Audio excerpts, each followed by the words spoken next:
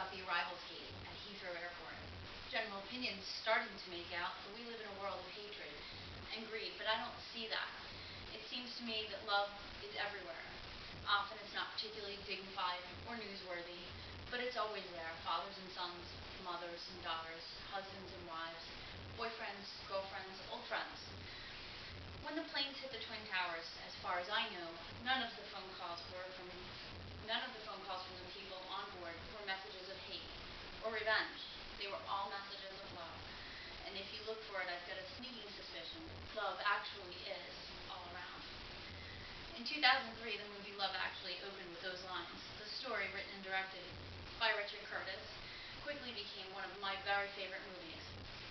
The cast of actors assembled, the delicately woven storylines, and some of the backstories to other movies of Richard Curtis's made it a movie I still watch whenever I have the opportunity. The cast assembled by Mr. Curtis is full of names we all know very well.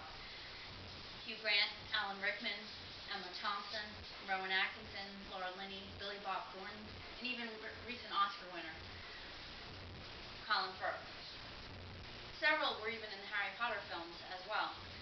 The stars fill the roles that they've done before and that they do very well. They're talented actors and make their characters believable and usually very lovable.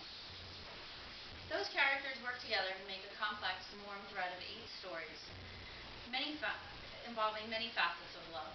They range from broken-hearted Daniel trying to get over his wife's death and the unrequited love of Mark for his best friend's wife, Juliet,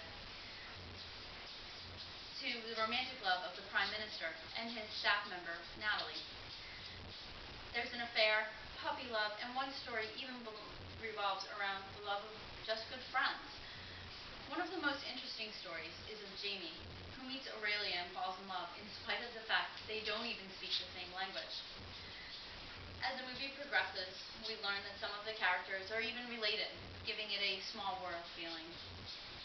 Love Actually is Richard Curtis's directorial debut. Most of us are familiar with some of his past writing efforts, including Notting Hill, Bridget Jones's Diary, the Mr. Bean movies, 4 Weddings and a Funeral.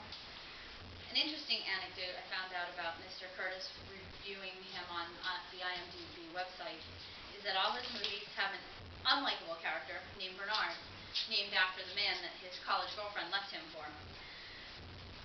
So, Love Actually combines a terrific cast, a rich storyline, and a writer-director to remind us when we get jaded and negative.